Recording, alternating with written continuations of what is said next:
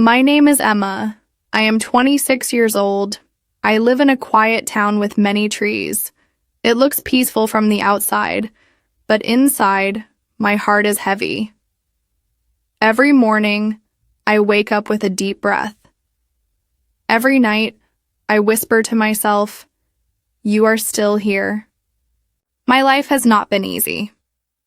I try to smile, but the smile does not stay long. When I was a child, I was full of dreams. I wanted to be a teacher. I wanted to help kids. My mom used to call me her little sunshine. She kissed me every night and told me sweet stories. My dad worked as a driver. He came home tired, but always carried me on his back. I had a sister. Her name was Bella. She was loud and funny. She loved to sing. We danced in the kitchen while Mom cooked. I thought life would always be this way. But I was wrong. When I was 8, my dad had a car crash. He did not survive.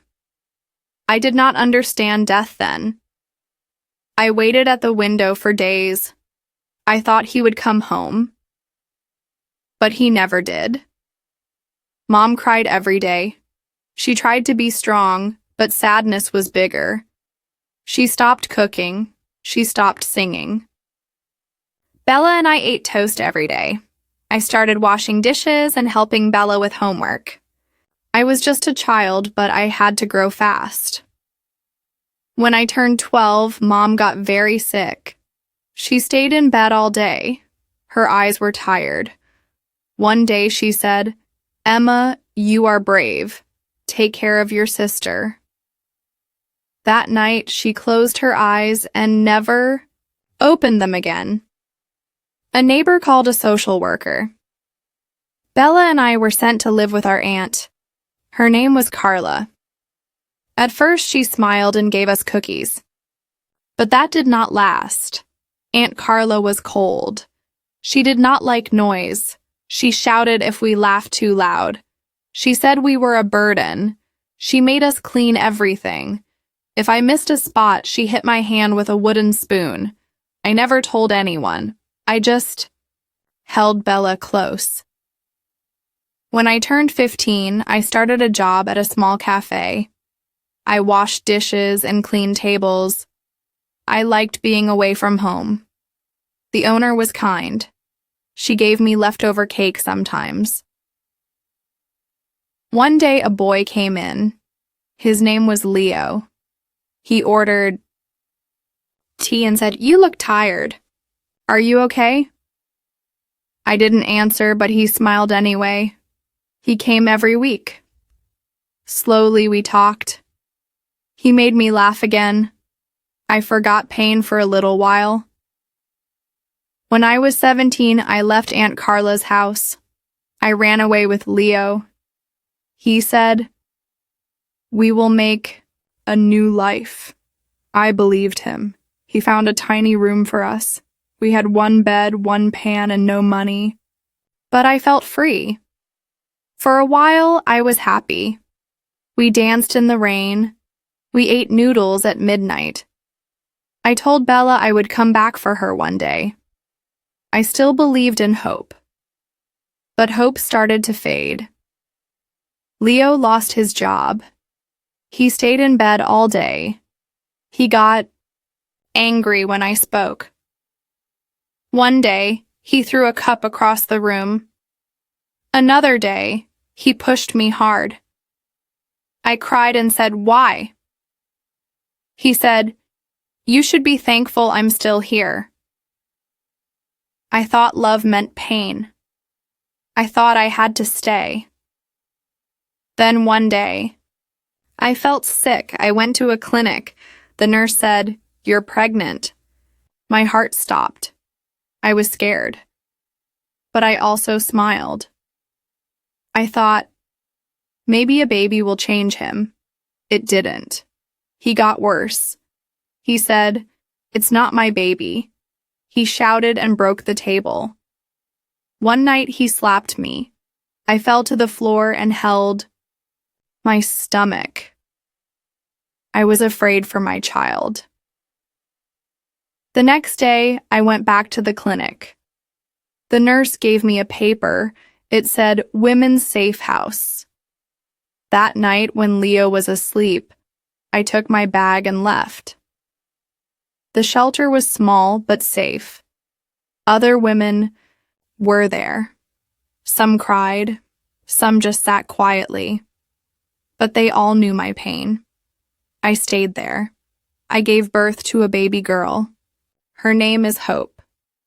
She has big eyes like me. When I held her, I cried for a long time. I said, "I will never let anyone hurt you." The shelter helped me get a job in a bookstore.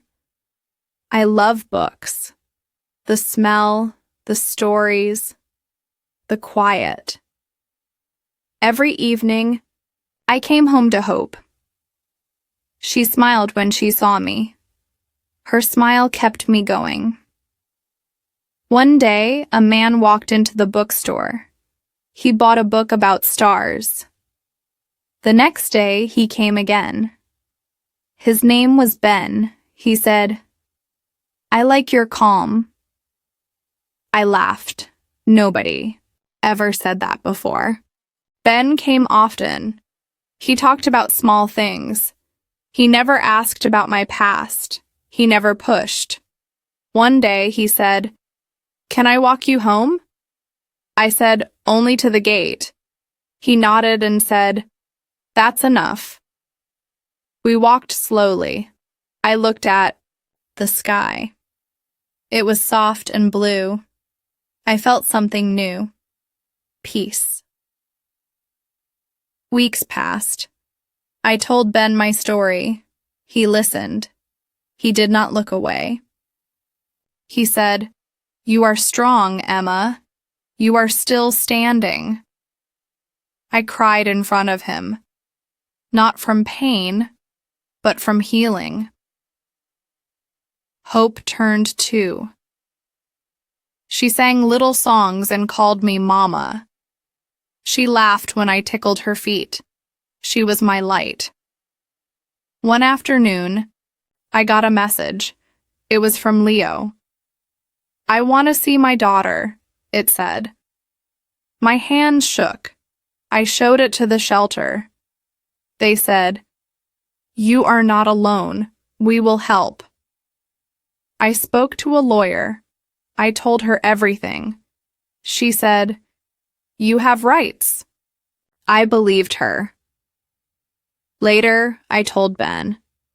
He held my hand and said, "Whatever happens, I'm here." That night, I slept deeply for the first time in years. A month later, the judge gave me full custody. I walked out of the court and whispered, "We're free." I kissed Hope and said, "No one will ever hurt us again." I moved into a small flat. I painted the walls light blue. I put a plant by the window. It felt like home. Now I read to Hope every night. I make pancakes on Sunday. Ben visits sometimes. He brings flowers and never stays too long. He says, "I'll wait as long as you need." I started writing my story. Not for fame, but for someone out there who feels lost. I want to say, you are not alone. You can start again. If this story touched your heart, like, share, and comment. More real stories are coming soon.